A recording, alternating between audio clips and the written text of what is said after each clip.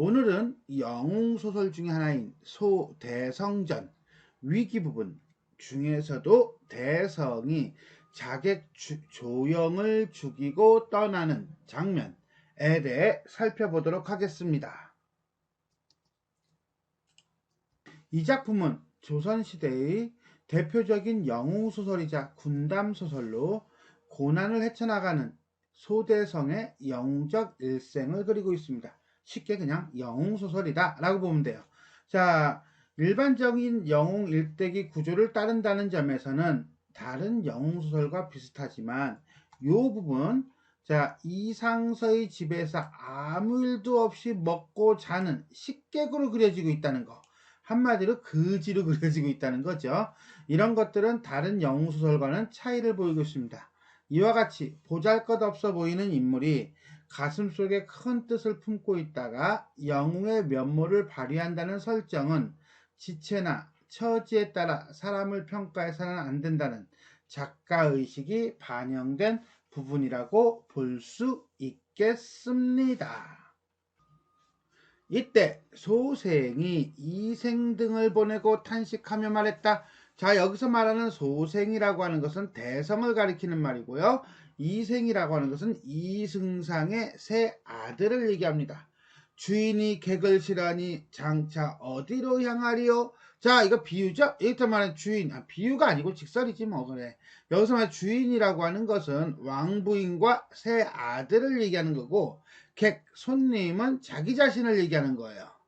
그러면서 마음이 불안하여 책을 놓고 보더니 호련 광풍이 창틈으로 들어와 생이 쓴 관을 벗겨 공중에 솟았다가 방 가운데로 뚝 하고 떨어지더래요. 자, 이 전기적인 요소예요. 그죠?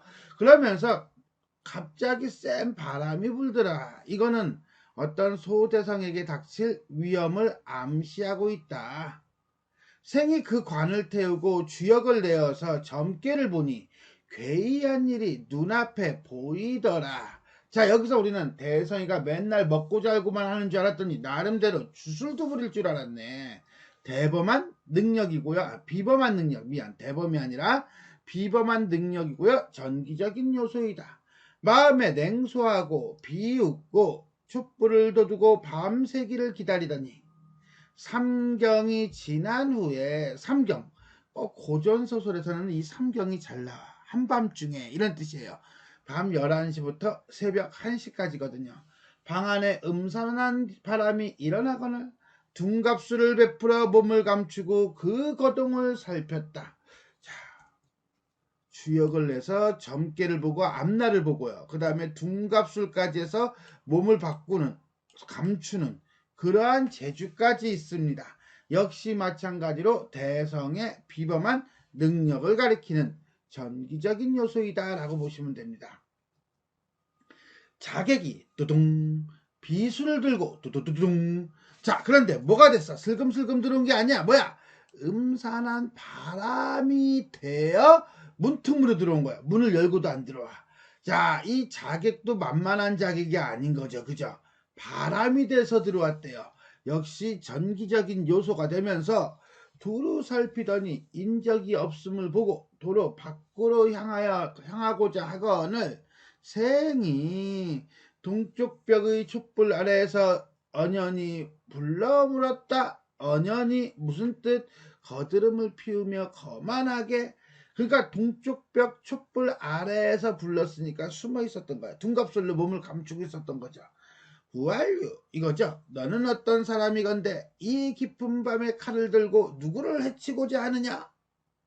조용히 그제서야 소대성인 줄 알고 칼춤을 추며 나가고자 하더니, 이때 말한 조용이라고 하는 것은 자객입니다. 소생, 대성이 싹 사라지더라. 역시 전기적인 요소야. 요 대목은 여기 자주 나오네요. 전기적인 요소가.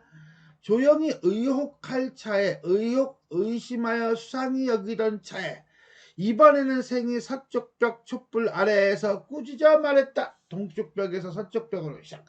무지한 필부야, 별 볼 일 없는 녀석아, 은을 받고 몸을 돌아보지 아니하니 어찌 가련치 아니하리요. 너 지금 돈 받고서나 은 받고 왔지? 너티죠. 이거죠. 결국 대성은 조영의 신분과 목적을 이미 알고 있네요.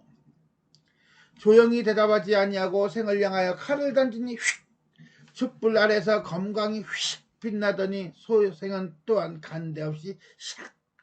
조영이 촛불 그림자에 의지하여 주저하더니 남쪽 벽 촛불 아래에서 한 소년이 7현금 7개의 현으로 된 악기를 무릎 위에 놓고 줄을 희롱하며 띵영 앵앵 하며 노래를 불렀다. 이 노래라고 하는 것은 결국 뭡니까? 그렇죠. 이건 대성의 어떤 마음을 담은 노래일 거예요. 그죠? 전국적 시절인가 풍진도 요란하며 초안적 천지론가 살기도 무궁하다. 아, 전국적 시절 하는 것은 전국시대야. 전국시대인가 풍진. 자, 바람에 일어나는 먼지. 뭐 이거거든요. 근데 이거는 우리가 싸움터에서 일어나는 먼지. 전쟁 정도로 봅시다. 보통 풍진 그러면은 이건 속세. 뭐 이렇게 해석하는데 여기는 전국적이잖아. 그죠? 전국시대니까. 요란하며 초안적 천지론가. 초안적이라는 건 초나라와 한나라가 전쟁을 하던 시기인가. 살기, 남을 죽이려는 기운이 무궁하다. 자, 어떻습니까? 뭐뭐인가 뭐뭐하다. 뭐뭐인가 뭐뭐하다. 그렇죠. 대꾸법이 쓰여지고 있는 거죠. 홍문년 잔치론가 칼춤은 무슨 일인고? 자, 이거 초안지를 읽은 사람이라면 알 텐데 홍문년 잔치라고 하는 건요. 옛날 한옛날 초나라 항우가 유방을 죽이려고 살살 꼬셔서 모임을 만들었던 곳. 거기가 바로 이제는 홍문년이죠. 결국은 뭐 실패하긴 했지만 실패해서 어떻게 합니까? 유방이 새를 얻고 항우는 패배하는 그런 계기가 되기는 해요.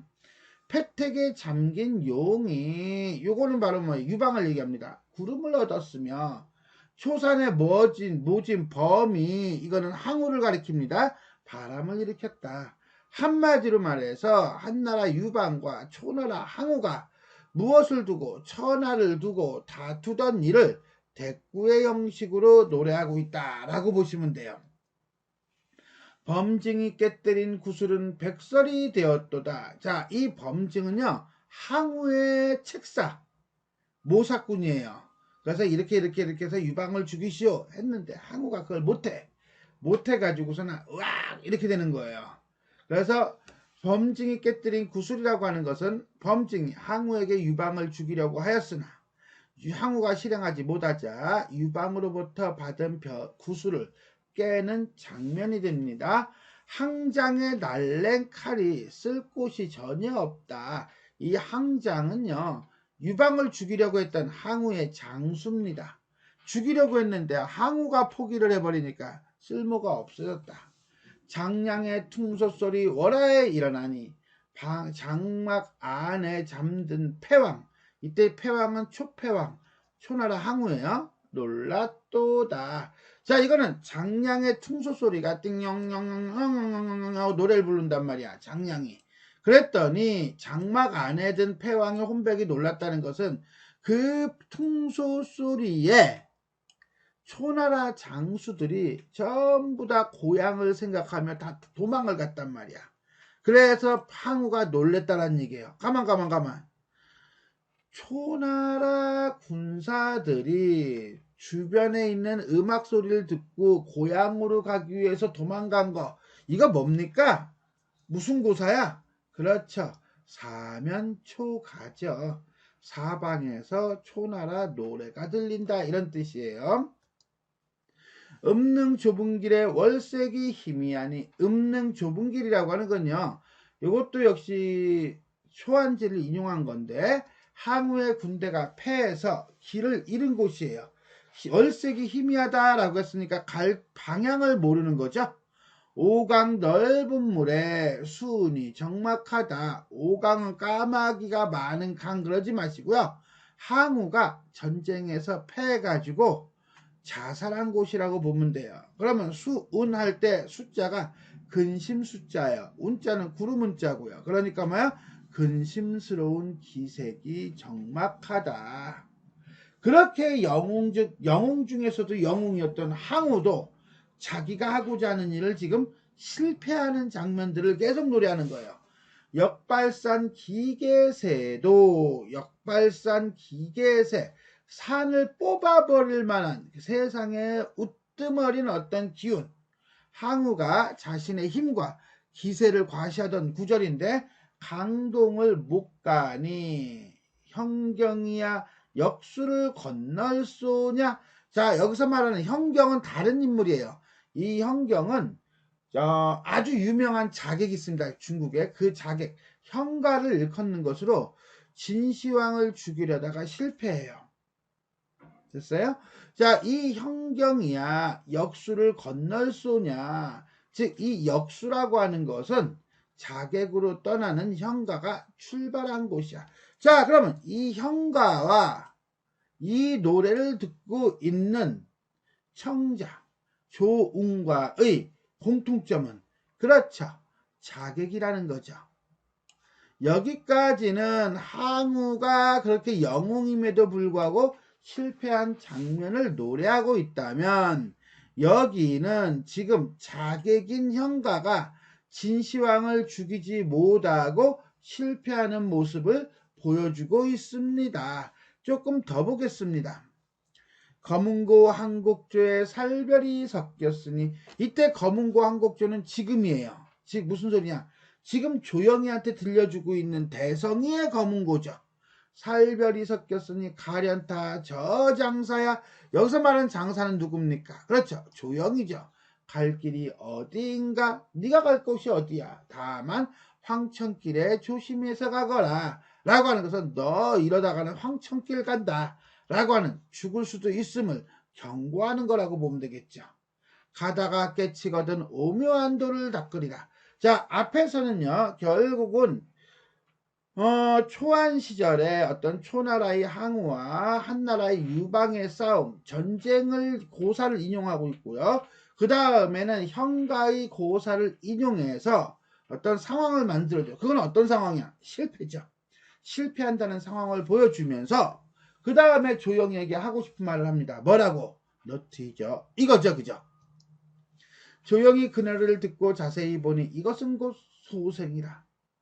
자, 조영희 마음이 헤아리되 생각하되, 내 제주가 10년을 공부한 것이니 사람은 물론이거니와 귀신도 헤아리지 못하더니, 오늘 칼을 2번 허비하고 짱짱 2번 날렸잖아. 동쪽 벽 서쪽 벽 하면서 소생을 죽이지 못하고, 또한 노래로 나를 조롱하고 있는 거나, 내 비록 장량의 퉁소로 8,000명의 장사를 흩어버리던 비상한 개교를 행하여 나로 하여금 돌아가고자 합니다. 결국은 이 조영도 대성이가 무슨 말을 하고 싶어 하는지 알죠. 내 어찌 저 간사한 개교에 넘어가리요. 자, 이거는 결국은 조영은 대성의 충고를 듣지 않겠다는 거야. 대성이가 하는 말, 노래를 뭘로 본 거야? 간사한 개교라고 본 거예요. 자, 이 조영이 어떤 인물입니까? 바람이 되어가지고 문틈으로 들어오는 인물이에요. 칼 한 번 던지면 바로 상대방이 죽는 그러한 인물입니다. 둔갑술도 가지고 있고 능력도 뛰어난 인물이에요. 근데 그러한 인물이 딱 나와가지고 이제 뭐합니까? 대성과 싸움을 하면서 어때요? 칼을 2번 허비하게 해요. 그리고 조롱을 하게 해요. 그래서 자, 조영으로 하여금 돌아가고자 하게 해요. 이런 것은 조영에 대해서 설명하고자 하는 것이 아니라, 조영을 들어서 누구를? 대성에 대해서 설명하고자 하는 거예요. 즉 대성의 영웅성을 강조하기 위한 장면이다, 이렇게 보시면 됩니다. 하고 칼을 들어서 던지니 칼소리가 울리되 소생은 간 곳이 없거늘, 조영이 칼을 찼더니 소생이 빗을 들고 촛불 아래에 나서며 꾸짖어 말했다. 처음에 너를 타일러 돌아가고자 하였거늘 이게 바로 내 노래의 의도였는데, 네가 끝내 재물만을 생각하고 목숨은 돌아보지 아니하니 진실로 어릿강아지 하룻강아지 범을 모르는구나. 범 무서운 줄 모르는구나. 이렇게 얘기하는 거죠. 하고 말을 마침에 칼을 들어 조영을 치니 조영의 머리가 땡강 떨어지더라. 조영이 죽더라. 결국은 대성을 죽이고자 침입한 자객을 죽이는 대성의 모습이 되겠습니다. 소생이 분한 마음 이기지 못하여 칼을 들고 바로 내당에 들어가. 내당에 누가 있어? 그렇지, 왕부인이 있지. 이생 등을 모두 죽이려고 하다가 라고 하는 거 보니까 조영이 누구의 사주를 받았는지 이미 다 알고 있는 거죠. 돌이켜 생각하고 탄식하여 말하기를, 그네들이 비록 무도하다는 것은 인간이 지켜야 할 도리를 몰라 원수가 되었으나, 자 이제 관계가 설정이 됐죠. 그죠? 뭐라고? 원수지간이라고. 차라리 남이 나를 배반하게 할지언정 내가 남을 배반하지 않는다라고 하니, 이 말은 뭐야? 죽이겠다, 죽이지 않겠다. 죽이지 않겠다는 거지 뭐. 이제 저들을 베어 분한 마음을 풀고자 하나 그렇게 한즉 어진 사람의 후사를 끊어지게 함이라. 자, 어진 사람이 누굽니까? 그렇죠, 이건 이승상이죠. 이승상의 후사가 끊어질 거예요. 왜? 아들들 다 죽이면 대가 끊어지니까. 그러니 이것만은 피하리라 라고 해서 이승상의 은혜를 갚고자 관용을 베풀고 있다 라고 보시면 돼요. 하고 붓을 잡아 떠나가는 이별시를 벽 위에 붙였다. 이제 여기서 이제는 또 대성의 마음이 나오겠죠. 주인의 은혜 무거움이요. 이때 주인의 은혜라고 하는 거 뭡니까? 이승상이 대성에게 준 은혜죠. 그것이 무겁대. 죽어도 이거는 갚아야 되는 거야. 각골 난망. 태산이 가볍도다. 비교법을 쓰고 있죠. 객의 정 깊으며 객은 소대성이야. 하해 넓은 바다가 얕도다 라고 해서 대꾸법이 쓰여지고 있네요. 사람이 지음을 잃으며, 이때 지음이라고 하는 것은 음을 알다, 자신의 가치를 알아주는 사람이에요. 여기서는 이승상을 가리킵니다. 의탁이 장구치 못하리라. 의탁이 오래되지 못할 것이야. 오랫동안 그네들과 함께하지는 못할 것이야. 이별을 얘기하고 있죠. 후손의 불초함이요. 이때 후손이라고 하는 것은 이승상의 아들들. 불초하다라고 하는 것은 못나고 어리석다라는 뜻이야. 원수를 맺었도다. 아까 얘기한 관계 설정이죠. 자, 그래서 자신을 죽이려고 한 것에 대한 비판을 하면서 너희들과 이제는 나는 원수야. 이렇게 되는 거야. 자객의 보검이 촛불 아래 빛나며, 자, 촛불 아래 빛났대. 촛불 아래 빛났다는 것은 결국 칼이 떨어진 거죠. 떨어졌으니까 실패한 거죠. 그 다음에 목숨을 보존하여 천리를 향한다. 한마디로 조영과의 대결에 대해서 간단하게 정리해 준 거야. 아름다운 인연, 어떤 인연? 그렇죠. 이승상과의 인연 또는 채봉과의 인연이 되겠네요. 뜬구름이 되었으니, 덧없이 되었으니, 모르겠다. I don't know. 어느 날에 대성의 그림자가 이 집에 다시 이르리요 라고 하는 것은 이제는 오겠다, 오지 않겠다. 오지 않겠다 라는 의미를 가져요. 쓰기를 다음에 붓을 던지고 짐을 메고 서당을 떠나니, 자, 뜬금없이 웬 서당? 아, 이 서당이라고 하는 건 대성이 지내던 곳이에요. 깊은 밤에 서쪽 하늘을 향하더라. 자, 여기까지 자객을 죽이고 이승상의 집을 떠나는 대성의 모습이 되겠습니다. 이때 두둥, 이생 등이 자객을 서당에 보내고 마음이 초조하여. 왜 마음이 초조해? 그렇지, 결과에 대한 궁금증이죠. 밤이 지난 후에 서당에 나가 문틈으로 엿보니 한 주검이 방 가운데 거꾸러졌거늘 처음에는 소생인가여 기뻐하더니 자세히 본즉 이는 곧 조영이라. 이생 등이 놀라 주저하다가, 왜? 너무너무 어우 서프라이즈, 대경실세. 문득 벽 위에 보니 예전에 없던 그게 바로 뭡니까? 대성이가 쓴 이별시가 되겠죠. 본즉 소생의 필적이라.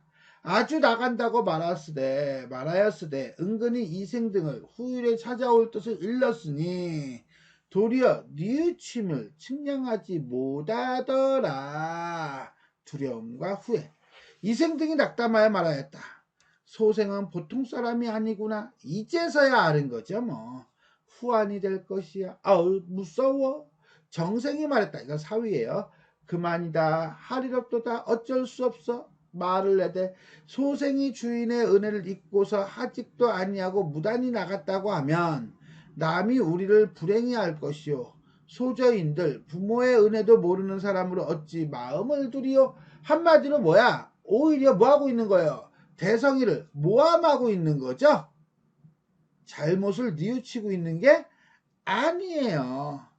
이생등이 옳게 여겨 조영의 시선을 치우고 내당에 들어가 소생이 조영을 죽이고 사라진 사연을 부인께 고하니 부인 또한 두려우나 소생이 나간 것만은 기뻐하더라.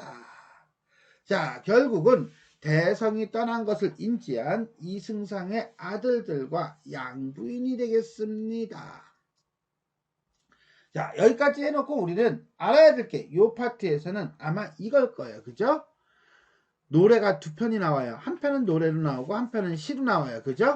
자, 그래서 전국적 시절인가 풍진도 요란하며 초안적 천지란가 살기도 무궁하다라고 해서 중국 전국시대의 유방과 항우가 천하를 다투던 초안적 고사를 인용하면서 항우도 자신의 계획을 이루지 못했음을 노래하고 있어요.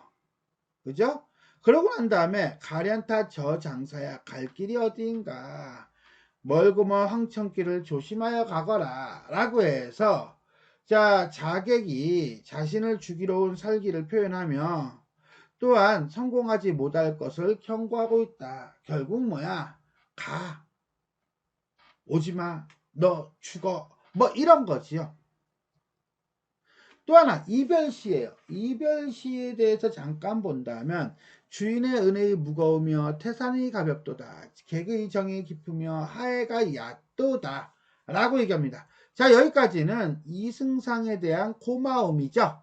그런데 지음을 잃었다라고 해서 이승상의 죽음에 대한 안타까움을 얘기합니다. 그리고 난 다음에 아버지 때는 이런데 자식 때는 후손이 어리석고 멍청해서 원수를 맺었죠.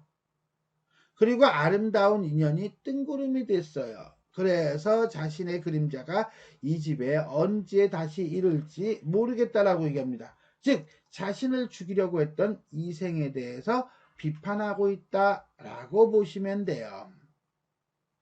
자 이렇게 해서 우리는 대성전의 위기 파트 대성이 자객 조영을 죽이고 떠나는 장면에 대해서 살펴보았습니다.